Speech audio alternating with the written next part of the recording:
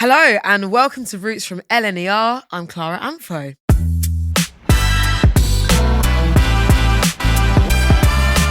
Let's get into this episode of Roots. Tickets, please. I came downstairs, there's all these police officers, and I stood in the middle of them and I went, "Evening all," and then just walked away and they all started laughing. We're walking down this passageway and a Vatican guard comes running down and he went, "Are you Mr. Lennie James from Walking Dead?" And I went, "Yes." Do you remember what your first job was, what you did with your very first paycheck? I bought a leather jacket and a saxophone. Cool, of course. Because that's who I thought I was then. Right, okay. Get credit when you join LNER Perks. Visit lner.co.uk/perks. Welcome to Roots from LNER. I'm Clara Amfo. And today I am joined by an absolute stalwart of the stage and screen, a BAFTA-winning heavyweight in the acting world. You've definitely seen my next guest in some capacity, whether that's as DCI Tony Gates in Line of Duty, Morgan Jones in The Walking Dead, hearing his voice in Mufasa, The Lion King, or more recently as Barrington Walker in Mr. Loverman. Lennie James, welcome to Roots. Thank you very much. Had to cut down the credits because there are many. We could be here all day. Those ones will do. I mean, those ones will do. Yeah. I mean, even the last 3 years alone, going pretty well, I'd say. I'm doing all right. You feeling creatively satiated? I am, yeah. I mean, it's a thing of be careful what you wish for. I remember when I was coming out of Walking Dead and sitting down with my team and talking about what we wanted to do next and saying that I wanted to be challenged, I wanted to be scared, and I wanted to be stretched.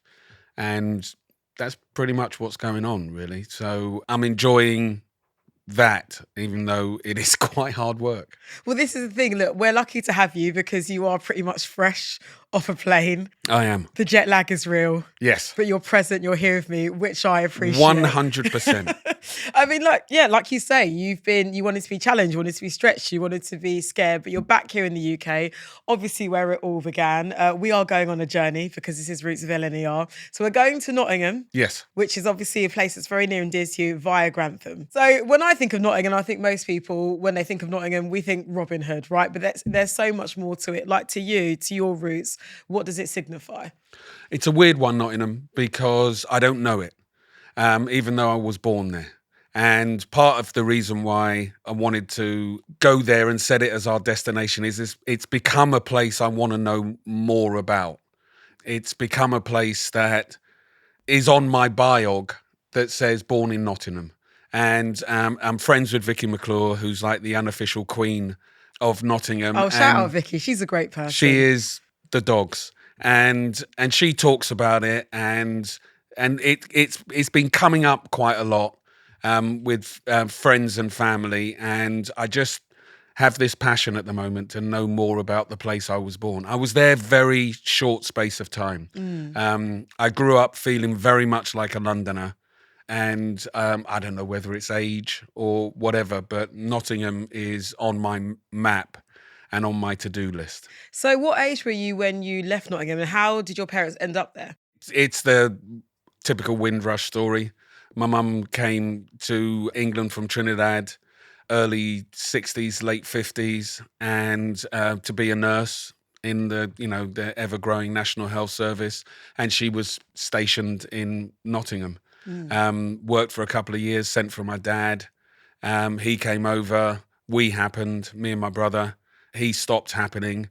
And I think, because I don't really know, that the end of their relationship and the end of our connection to Nottingham coincided and we ended up in London. And I must have been, well, I have no memory of living in Nottingham. I have memory of going back and visiting family. Right. But I've got no memory of living in Nottingham. So I must have been, family law says I was under 2. Okay, yeah. So these are like really primitive, like early memories that just, I guess, a bit of a blur. Complete or blur. Obsolete. Obsolete. Yeah. Yeah, a bit like my memories of my dad. I have none. Mm-hmm. So but I guess, but being able to be in a space where you can talk about that so confidently shows, I guess, there's been a great deal of healing, because you've been very open about the fact that your life hasn't been perfect, because is anybody's. Yeah. Hasn't been easy. So going back to Nottingham after leaving, how's that process been like for you? It's been good. I mean, it's weird because I genuinely don't know the place. So it is like it's not like I'm going places and I'm having flashbacks, or I'm having memories of going, oh, that was when, I mean, that happens when I go to Streatham, and that happens when I go to Tooting, and it happens when I go to Clapham Common. And I'll go, oh, I remember when we did that, and I remember when I was over there, and I remember playing rugby over there, and I remember playing football over there, and I remember running from the police over there, and all of those. I don't have those memories with. I mean, it is literally an introduction. Yeah. The last time I was in Nottingham I think it was when I was doing Line of Duty, and I'm a massive Specials fan. They're my vibe, really, and they were my coming of age music, and they were playing in Nottingham, and we were filming in Birmingham, and Vicky, God bless her, organised a van that took my team, me, Neil, Craig, Martin, Adrian, Vicky, all the Line of Duty gang, got in a bus after filming and drove to Nottingham to see the Specials. Love that. And that was the last. We stopped off to visit Vicky's mum and dad on the way. And then we went and saw the Specials. It's one of the great nights of my life. I mean, look, even you describing it and me picturing it, I'm just laughing at just the thought of you lot all rolling deep in a crew, and then all the locals being like, "Huh? What?" Well, it was very weird because it was the first Line of Duty, so it hadn't become the behemoth that it is now. But we were with Neil Morrissey, and we men behaving badly, because I remember everywhere we went, people would go Bob the Builder like that every time we walked into a room. So we were with Neil, so he was the kind of key to the door to a certain extent. But it was a fantastic. It was a fantastic night. It was a good group of people who are still friends to this day, hanging out, having a good time, doing a job we were enjoying. And it was a real act of kindness on Vicky's part. And it was a moment in our friendship that was a brick in our friendship, and it was just lovely. And it's a night, like I said, it was one of the great nights. And I guess a testament to the spirit of the people of Nottingham, because that's one thing I do here, the hospitality and just the warmth. Yeah. Don't get me wrong, Londoners, we do what we do, but it is different outside the M25. Yeah. Do you know what I mean? And it's good. So it's through that, and I've reconnected with a cousin that I'd lost contact with, and she's very much Nottingham, even though she lives in Germany, and so it's just in my mind, and that's partly why I just, if you ask me, for a destination of significance, I'd say getting to know Nottingham. And look, and you've got a lifetime now of just rediscovering it, which is something to look forward to. Yeah, there's a few other things to do, but yeah. Of course. Again, we're saying stretched, we're saying scared, we're saying challenged. And Nottingham. Yeah. Talk to me about Great Yarmouth and your brother, another significant place. Great Yarmouth was, I grew up in the church. And when my mum was alive, we went to church 4 times a week. So we were there Tuesday evenings, Thursday evenings, and twice on Sunday. Serious? Yeah. And we used to socialise with the church. And one time we were socialising with the church. We went to, I can't remember it was, I think it was Derby. And we're staying in a hotel and we're going on excursions all together. It was a predominantly West Indian congregation. And we're in this hotel, and I was an incredibly shy kid. I don't know what possessed me to say this, but I came downstairs. There's all these police officers. And they're all there, I later found out, on a driving course, a speed driving course, and learning how to control the car and drive at speed. And I came down, and I must have been about 6 or 7. And I stood in the middle of them, and I went, "Evening all," and then just walked away, and they all started laughing. And one of the police officers befriended us, me and my brother, and was fascinated by us. And his name's Steve, and he was from Great Yarmouth, and he became a friend of our family, a friend of my mum's. and like a big brother to us. He was 12 years older than us. And one of the things he did at one point was invite us to Great Yarmouth. And that was the first time we went, and we stayed at his mum's place, which was opposite the pleasure beach. And we stayed there for a week, and it was like a holiday. And it was one of the first holidays we'd kind of had, and it was at Steve's place, and that became quite a regular thing. So Great Yarmouth became a place that we would go at some point during our summer holidays. So what were you like on the Dodgems? We're on the I tell you, we used to, because it kind of hit every stage of our growing up. So when we first went, it was going on the bumper cars and all of that, and then later on, when we lost our mum and me and my brother ended up in the kids' home went to Great Yarmouth as well for the summer holidays. And at that point, we were all into roller skating. So we would roll down the promenade on our roller skates, between the caravan park and the roller skating rink, thinking we were the dogs. And so Great Yarmouth, has all the way growing up, has been present.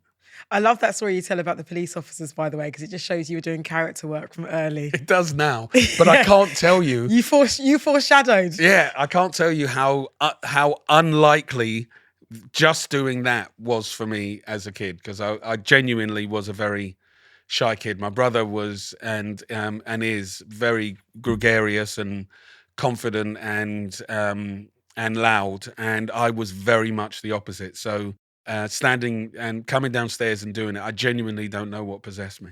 Well, clearly you got a calling, I suppose. I mean, looking back on it, I suppose, but at the time, not very. And and Steve is still in my life, and his daughters, and I'm godfather to one of his kids. So, and she's back in Great Yarmouth, so it's still very present. That's really beautiful. Like, truly, to still have that presence of someone who came into your life at a really poignant time, I guess. Because, it's that thing, isn't it? When you think about your siblings, they are essentially your first friends. Yeah. But to have somebody outside of that who I'm assuming culturally had nothing really to do with you. Oh, it was weird because we were, at the time when we went there weren't too many black people in Great Yarmouth. Oh my God. This will come as no surprise to you. There weren't many black kids in Great Yarmouth, and the local kids, God bless them, didn't know what to do with us, and they'd come and knock on Steve's mum's back door, and they had these really wide alleyways where all the kids played in the alleyways, and knock on the door, and they say, "Well, do the boys want to come out to play?" And they invented this game, which was just basically them chasing after us and touching our hair and then running away. And and it entertained them for hours. Gosh. But it was an odd and interesting time. I think that's the best way to describe it, isn't it? Because I guess naturally kids are quite curious. So from how you describe it, it doesn't seem like there was any malice there. There was genuinely no malice, but it was odd. Yes. And it was one of those where you kind of, me and my brother, we were as fascinated by them as I think they were by us. They had weird accents, and we couldn't understand everything they said. So that all played out. Great Yarmouth. I actually, talking to you about it, I suddenly realised how present Great Yarmouth has been in my life. But yeah, it has. I guess, and another linchpin that you mentioned, that you and your brother ended up in a kids' home. And I know you are now a proud ambassador for Barnardo's, which is incredible. I guess with the success that you've had and the journey you've been on in your life, have you always felt an innate responsibility to use your platform, regardless of whether you became an actor or not, to speak about the experiences that kids have in homes? If I'm honest, no. Initially, and partly that was about kind of self-preservation. As black folk, we're so quickly and easily stereotyped. And if you look at my biog, it's quite easy to put expectations and approach me. And it happened when I was at drama school. I kind of didn't tell anybody about losing my mum and living in a kids' home and doing all of that. And soon as they found out, there's a shift, and it's a shift. If you grow up like we grew up, you notice it. People kind of go, oh, and everything becomes about the fact you grew up in a kid's home and the reason why you ended up in the kid's home. Everything goes back to that. It becomes the thing that defines you. And it took a while for me to be comfortable with that being part of my definition, because I thought it either got in the way or I just didn't like the look on people's faces when they found out. Do you know what I mean? Yeah, I can relate. I think anyone that's been through any sort of trauma, particularly in childhood, when you disclose that at whatever stage in life, because even how you made the noise when you said, oh, it's the downward voice inflection. It's the head tilt to the side. It's like, yeah. Barnardo's was important to me, and why changing my perspective and understanding my perspective in a slightly different way was important to me, was to try and do something that helped kids going through versions of what I was going through, having an experience as much as I can help them have an experience that I had, which was, it wasn't all sunshine and roses, but the basics, I believe, were done well. And I think the basics can be done well. I think it's possible. I think it's harder now. I think it's harder to be a child in care now than it was when I was going through it. How so? I think that there is less will to do the things that are necessary, because what mostly, and it's a necessary concern, but financially, where we are at the moment means that there is less investment. And the best way to care for a child is to care for them. And that takes putting stuff into prevention, not stuff into catching them when they fall. It's actually doing the stuff that keeps families together, supporting families in a way that they can succeed and deal more easily with the circumstances as they come up, and that those circumstances don't threaten the family structure, but hold it together. And that requires investment in a way that's not obvious. And that's why you're an ambassador. Well, that's why I'm trying. You're doing it, Lennie. You're doing it. I mean, within the system, within your childhood, where was the twig that made you think, okay, I would like to perform? I mean, was that encouraged in the environment that you were being brought up in? I literally... was it an escape? Yeah, I had written a play which was set in a kid's home, and it got published. It was my first thing that I wrote, and it got published, and they phoned me up, and at that point I was fostered. Phoned me up in my foster mother's house and wanted to do a biog. I had no idea what a biog was, so they asked me some questions, I answered them.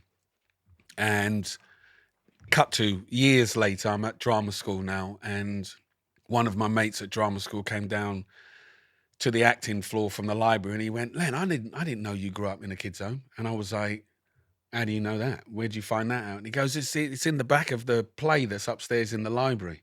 I was like, "Oh no!" And I literally, I'm not proud of this, but I went up to the library, and there were 3 copies of the anthology that my play was in, and I ripped my biog page out of all 3 of them. And I came down, and we were rehearsing a play, and obviously, you know, people talk, so it had all gone around, and suddenly everyone was aware of it. I got annoyed about something in one of the rehearsals, and the director asked me to stay behind, and I stayed behind. And she literally said to me, you know, because we all know how you grew up. And I went, "No, you don't.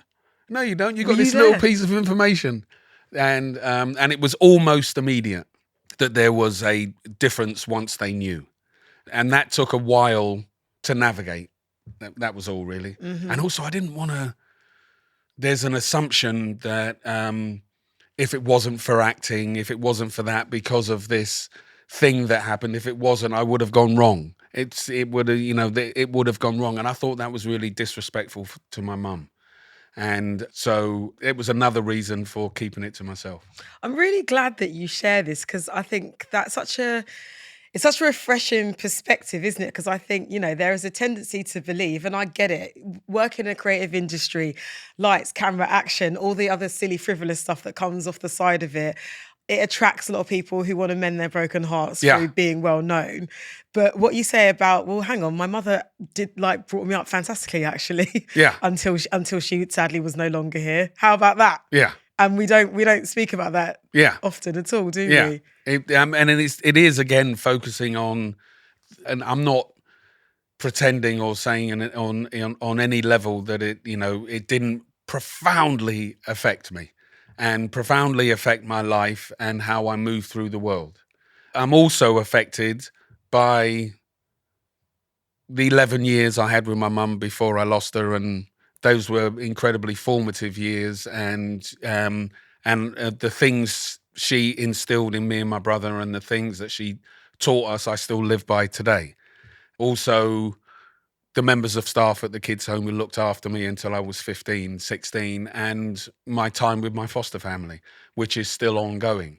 So all of those things I am influenced by, all of those things have had an effect on me, and all of those things I try and be respectful of and, carry on in their name. Right on. So from Nottingham with your mother, Great Yarmouth, meeting Steve, hanging out with your brother, going to drama school, how do you find yourself acting as a professional? Do you remember like your first time in the audition circuit, the first job you booked? It was weird, really, because I was kind of working as an actor before I'd finished drama school. And I was already a published playwright at 17, 18. I had been working at Capital Radio as a theatre reviewer, and I was writing and acting with a theatre company, the Lyric in Hammersmith, before I went to drama school. And I wasn't a kid who was growing up saying, I want to be an actor, I want to be an actor. I think I didn't feel comfortable saying out loud, I want to be an actor until I was already at drama school, if I'm absolutely honest. Always be. Yeah. Always be. What made you get comfortable? Speaking to an agent. Right. And an agent kind of going, actually, that's not true. I just lied to you. It was just before I went to drama school. I was part of a youth theatre at the Lyric in Hammersmith, and that theatre company kind of grew up. I started writing for the older theatre company, which was called Shift Work.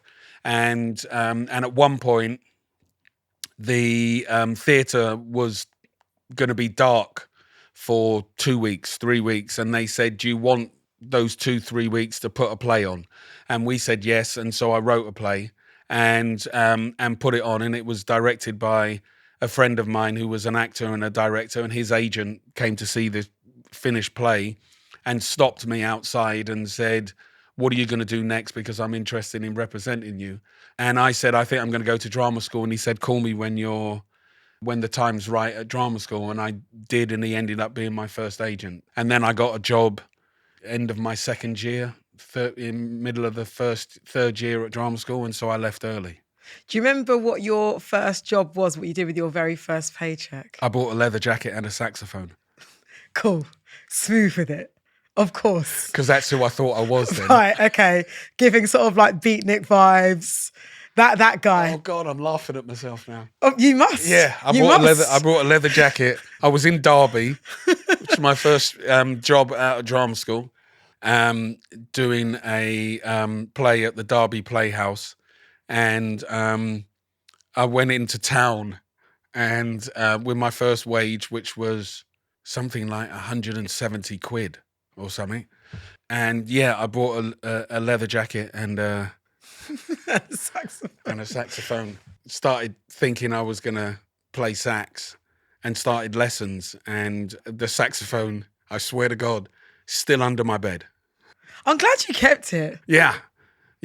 And it's still there under one of the beds in America, because I took it to America with me. And I can't remember the last time I blew it, to be absolutely honest. I think you need to have a go when we finish recording, just for old time's sake. I think I might. I think you must. I think I might. Lennie. So talking about travel, what items are you always taking with you? Has the saxophone traveled with you everywhere you've been? The leather jacket? It travelled to America because we moved to America for a bit. Right. But if I'm travelling outside of, plugs and stuff that you kind of need now for your electronics and stuff, hot pepper sauce is always there. Skin lotion is always there. I know that's right. Yeah. Can't be caught ashy. Yeah. And just 2 pairs of jeans, really.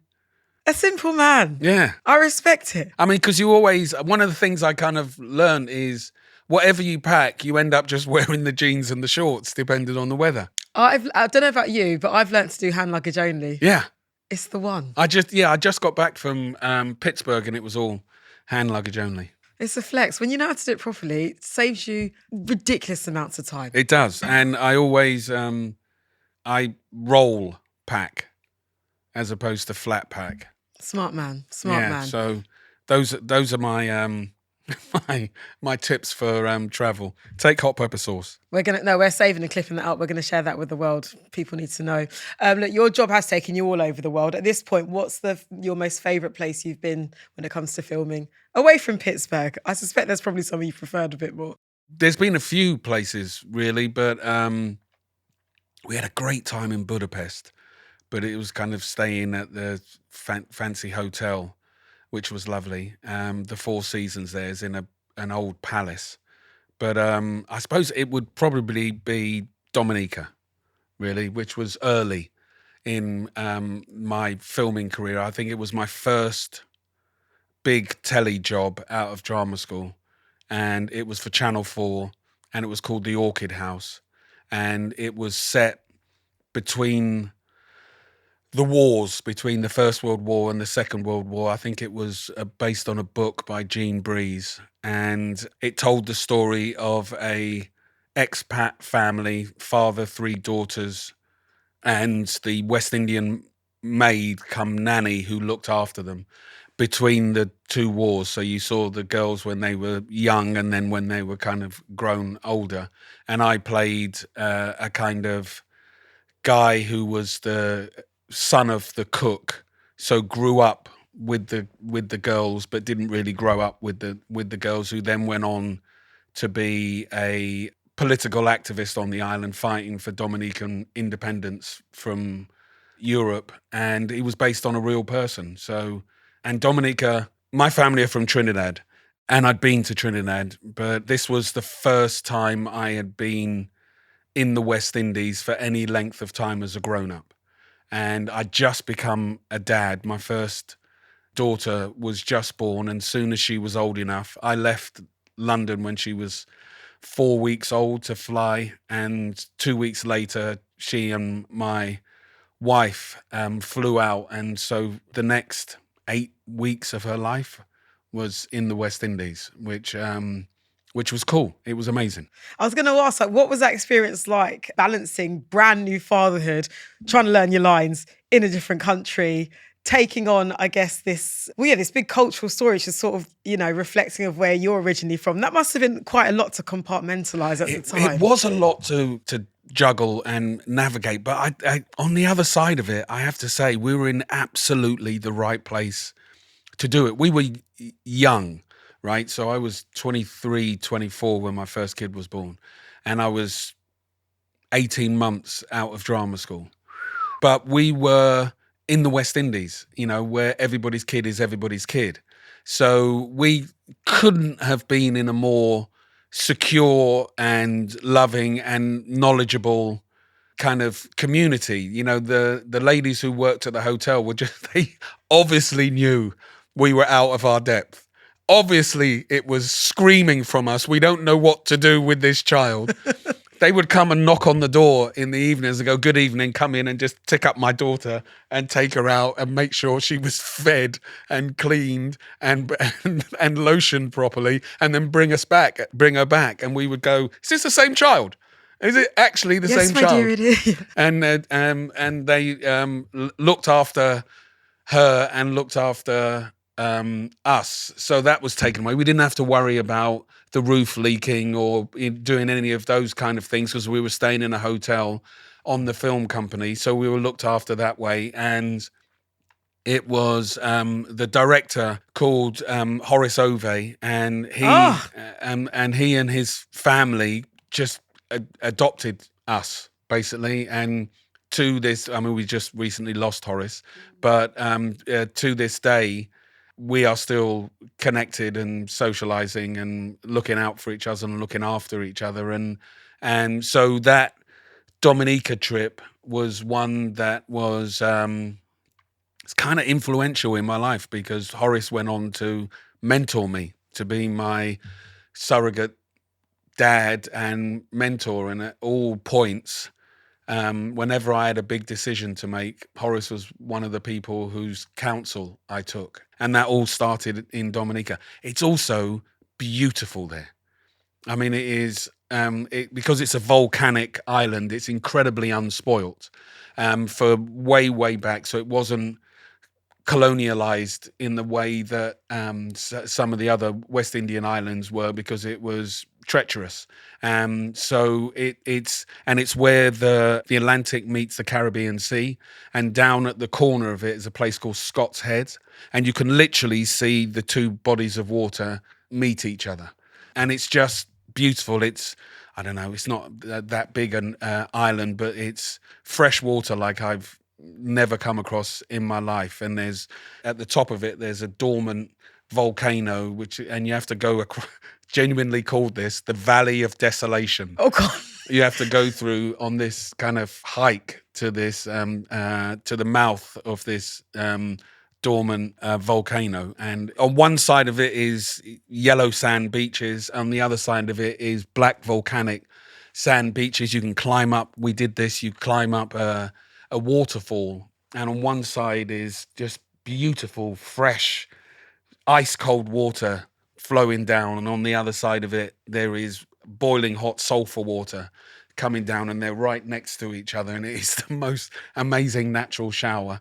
And then you can dive down into another place, and it's called Champagne Bay, because the sulfur water goes down at the bottom and it just bubbles up through the things, and you dive down and then you just lie, and these hot sulfur bubbles are just beating against you. It was an amazing trip, and we and because you're there so long, it was one of the weird things about it, because you're there so long. I got to a point of, it was like I was on holiday, but it was also like I'd gone home, because I got to a point of waking up and expecting to be in Dominica, not waking up going, I think I'm in London. Oh my God, look, I'm in Dominica. It wasn't. I started waking up thinking, I'm going to wake up and I'm going to hear the sea.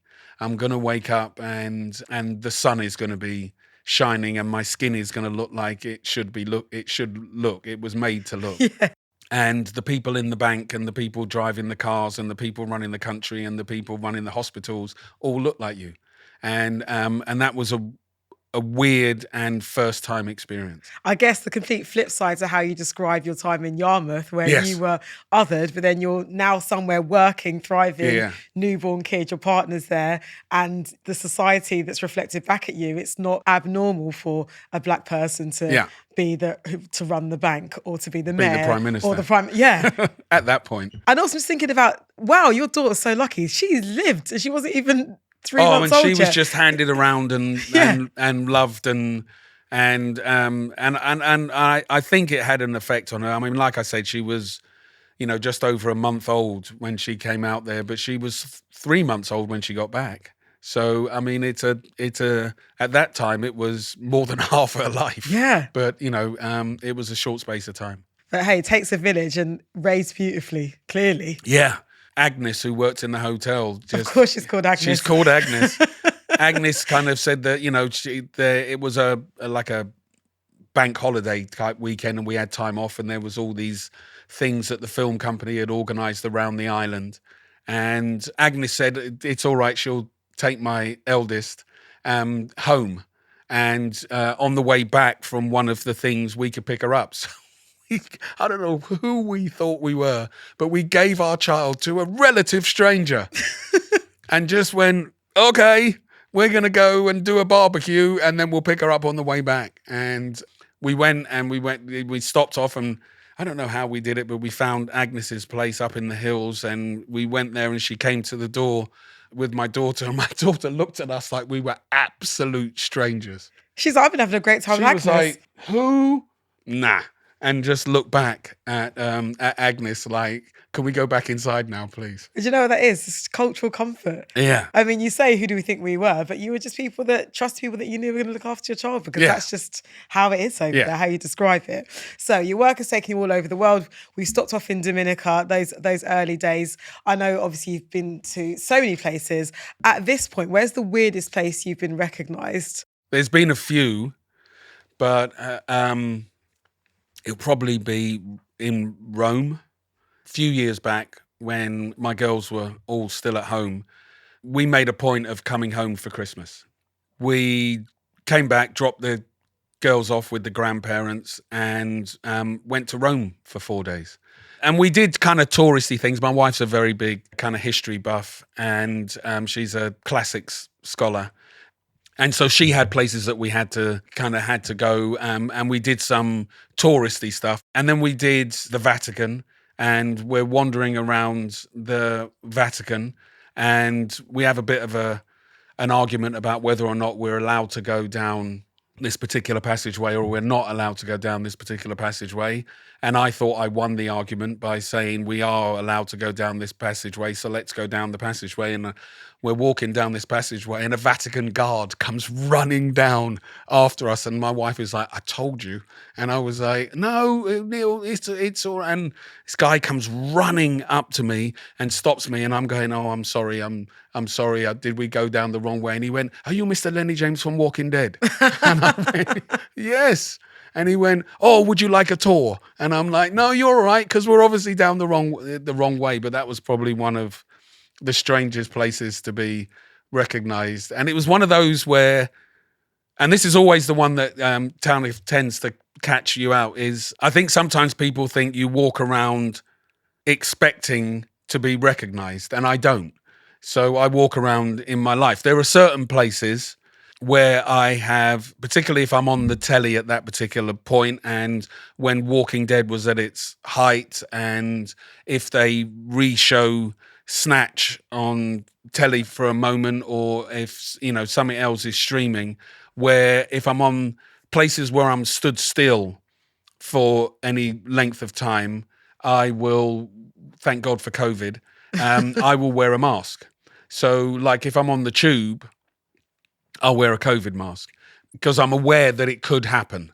But I don't, most of the time when it takes me by surprise because it's an unusual place. So I'm in the Vatican in a corridor that I shouldn't be on, having a quiet but, you know, a disagreement with my wife, and a Vatican guard comes up and recognizes me from The Walking Dead. So that's, yeah, those ones are really odd. Like the other night, I was walking the dog, a late night one, so I wasn't going far, and I came out and I'm literally in my slippers and trackies and a busted up t-shirt, and I'm literally just planning to go around the block, and I'm there, and where I live there's a few pubs, and one of the pubs had emptied out, and a guy a little bit worse for wear came walking past, and I just kind of turned to the wall, not thinking about being recognized, but just I don't want to have a conversation with a slightly inebriated fella. And he went, whoa, effing hell, it's only effing you.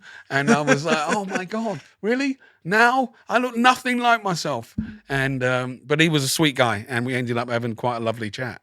But these characters, they live for people, you know, and it's because I guess when you're in the job and you're doing it and you're living it, you're not really thinking about the experience of the viewer in that way. No, I mean, I do have to say that being on The Walking Dead changed a lot of that, the perception of it, because it was outside of making the show, outside of creating the character, outside of sustaining the character, outside of growing the character. Quite a lot of effort, more than any other thing I've ever been on. Quite a lot of effort went into navigating the show in the world. Well, I guess there's a whole different culture with that show, because obviously there's the video game association.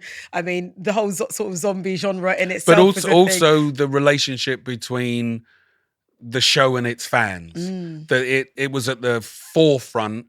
I mean, it was behind Star Trek and all of that, but it was at the forefront of conventions and fan interaction and fan connections, and how you met with them, how you got to know them, how you focused with them. And that was something that there was no class at drama school that taught you how to navigate that one. So it is slightly different. You know, we were contracted on Walking Dead that we had to go to a certain number of conventions. Right. So we had to sit and sign autographs and interact with the fans and take photographs and do panels and do all of that in order to build the fan base. And you were contractually asked to be actively involved, and then from then there were circuits that built up that you could voluntarily be connected. Being on that show did make a difference about how you see and meet and connect with fans. And I guess it's so reflective of just how that culture has changed over decades. Because I guess, from where there would have been a written fan club, if that show came out, let's say 40 or 50 years ago, then there became internet forums. And from internet forums to social media where people can actually talk to you very directly to now there's conventions where they can actually have a conversation with you, tell you what they think of the character that you've created. Yeah. And it's almost... But also, I remember very, very clearly when I went from "Aren't you the guy who's in that thing" to "Aren't you Lennie James?" And it was such a shock. I can't tell. It was such a shock when the guy stopped me outside the tube station and went, "You're Lennie James, aren't you?" And I went, and I thought it was someone I went to school with. And I went, "Yeah, do we know each other?" He went, "No, mate, I just like your stuff." And I was like, "That's so." I almost hugged the fella. It was such a weird shift because I was quite comfortable being the guy from that thing. In fact, my Facebook, Instagram account that I never use and never have used, but it is titled "That Guy from That Thing." But when the first time someone actually called me by name, who recognized me, it kind of imprinted on my brain because it so took me by surprise. Yeah, that must be so odd because you very much strike me as somebody that didn't get into this to become famous. As you say, you were behind the camera, or at least at the desk, you were a writer turned actor, and all of a sudden, people are on first name basis with you. I did think I would, when I came out of drama school, even coming out of drama school, I thought I'd write more than I would act. And here you are, living in LA and in the UK. What's the cultural difference, would you say, living there compared to here, especially doing the job that you do? America.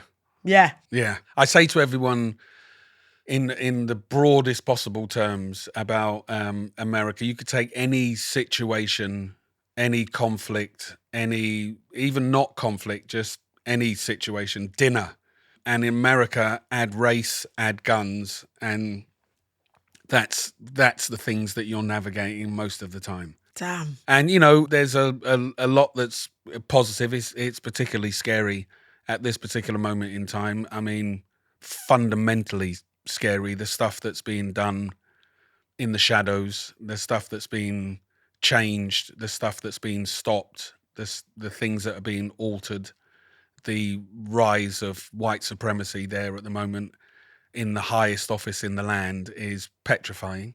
But in a weird way, there is still a lot of similarities. There is still a lot of, you operate. I mean, my friends to a greater or lesser extent in America and don't look that dissimilar to my friends over here. And that might be because of the profession I'm in, but because of raising my daughters there for a while, we have a lot of friends who are not in my industry. And that makes a huge difference. That makes a massive difference. I got a mate, actually, when I was filming in Atlanta, my mate Sanjay. And I was in Atlanta filming Walking Dead.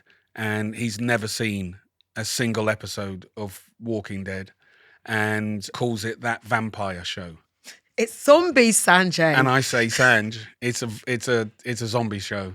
And he goes, "Yeah, that's what my wife says, but it's a vampire thing, right?" And I go, "No, dude, no, it's not. It's not." And he won't have it.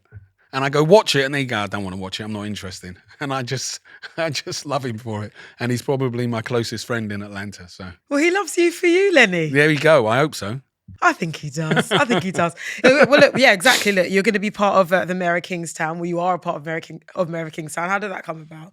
It all happened so quickly.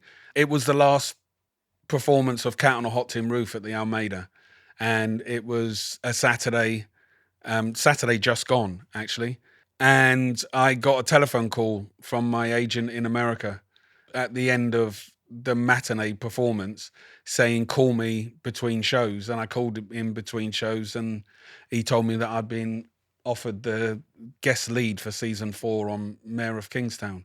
And did I fancy it? Did I know it? And I thought, I'm about to do my final performance of Cat on a Hot Tin Roof. So a bit of Tennessee. Give me a second. And that's basically how it came about. And the following Wednesday just gone, I was on a plane to Pittsburgh, and I shot for 2 days and then came back and got back a couple of days ago and still recovering from the jet lag. Again, the full circle moments, and hence why I said at the start of the recording, you're all over the gaff, respectfully, and as you would be from LA to here to Pittsburgh, you've been on the stage in London. Like it's a lot to take in. Yeah, but I kind of my girls are grown, and I feel. I was saying it to someone the other day. I just feel at ease and have a certain amount of confidence in what I do and how I do it. And I'm just excited about testing that and seeing what other adventures we can have. I mean, because that's one of the things I love most about the thing that I do is the places I've been, the people I've met, the adventures I've had, but also the things I've learnt to be able to do. Like learn to scuba dive so that I could film underwater car crash. I've learned Aikido. I've learned bow staff fighting. I've learned to ride a motorbike. There's all these skills I have acquired that I want to see if I could use them again. Mountain climb and do all of those kind of things. So it's one of the things that kind of fascinates me is the heads you have to be in, the thoughts you got to have, but also the skills that I've acquired. That I just feel like I've got a bag of tools and just put me to work. Let me build something. Well, look, it would be remiss of me not to mention, as you describe all that, I know you didn't do Aikido, Mr. Loverman. Well, kind of emotional martial arts, yeah, rather than physical. It'd be remiss of me not to mention that show. I binged it like pretty much in a day. It's fantastic. Love the book. I mean, as you say, you wanted to be challenged, you want to be scared with your roles. Taking on a role as that, knowing our shared community as we do, homophobia is still rife in the Black community. It's still a very taboo subject, I think, homosexuality, bisexuality, the whole kind of rainbow spectrum within the Black community. Taking on a role like Barry, I'm not a homosexual, I'm a barrysexual. Excellent line. I wish it was my line. Just perfect. I mean, I remember when I read that you've been cast on, I remember thinking, oh, perfect, great, yes. But I did remember thinking, like, that's in some ways a risky role to take for, respectfully, a man of your career, a man of your season, shall I say. Was it scary for you to take that on, or was it an immediate yes? It was an immediate yes, but that doesn't mean it wasn't scary. Right. But I wasn't scared about taking on such a role and how that might reflect on me within our community. That was part of the stuff that excited me. I wanted to kick it up. I wanted to force us to have the conversation. I wanted there to be a reaction to the story we were about to tell. I mean, if I had any real, in all honesty, if I had any real fear was the fear of making sure I did justice to Barry as a character, Bernadine from the book that she wrote, the scripts by Nathaniel, but also to do justice to the gay and lesbian community, the LGBTQ community, that the complexities of this character fairly represented someone from their community. If there's any community that I wanted to speak to, I couldn't speak for, but all I could do was try and tell this story in a way that they recognised. And I guess that, the show's been out, what I want to say, 4 or 5 months at this point, possibly a little. I think a bit longer. A bit longer. Thinking about that guy that ran up to you in the Vatican who recognised you from Walking Dead, what has been the reaction to you from people from the community? I've had a lot of. It's run the gamut, right? So it's run the kind of. I've had, kind of family members and members of the public who was like, it looked good, but I couldn't watch it. Or I started watching it and then I stopped. Or I watched it, but I fast forwarded through certain points. And which is all justifiable if it starts a conversation. So I go, well, why is that? And what was it about? And you know this and you know that. And is it really that big? You know, and, you know, having the conversations. And at the other end of it, I think it's a testament to the program, not a testament necessarily to me, but I've had the usual thing of really loved Mr. Loverman, really loved you in it type stuff. If there's been one major difference of how people have reacted on Mr. Loverman compared to Line of Duty, as it were, is the number of people who have just stopped me and said thank you. I'm really happy to hear that. I was hoping to hear that. Yeah. Tell me more if you can. Well, it's just, I mean, the weird thing about it is that there isn't always that much conversation afterwards. Do you know what I mean? Mm-hmm. Because for quite a lot of them, it's a big enough deal for them to say that. It's a big enough revelation on one level for them to say that. And it's been, in the main, but not exclusively, black men of a certain age who have just stopped me and said thank you. And they're either speaking for themselves or someone they love. That's really powerful.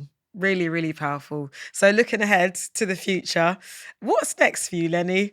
Like, what's gonna make you think, okay, I mean, I feel like you're someone who's constantly hungry for something new all the time anyway. But at this point, what's setting your heart on fire?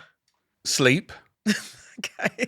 There's a film I've been chasing for a while that looks as though it's finally going to get made, and it ticks all of the things we were talking about before. It's challenging, it's scary, it's kind of ambitious, and it's a part ideally want to play, and it looks as if it's all coming together. So work-wise, that's something that is that I'm really looking forward to. And outside of that, just seeing friends, seeing family, hanging out, riding around London. I got a like one of those hybrid electric bike things that you have to pedal.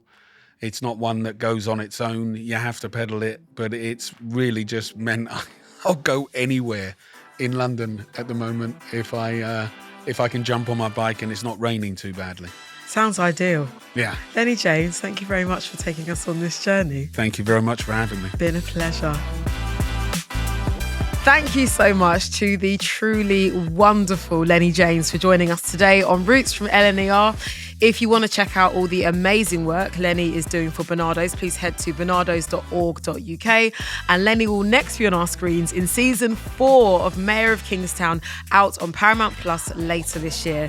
Thank you so much for listening to this episode of Roots. If you like what you heard, why not rate and review and give us a follow wherever you get your podcasts. Also, look out for Lennie's Quiet Coach episode, which will be dropping next week. We'll be hearing about his travelling snacks, tracks and hacks, and what places have inspired and changed him. Until then.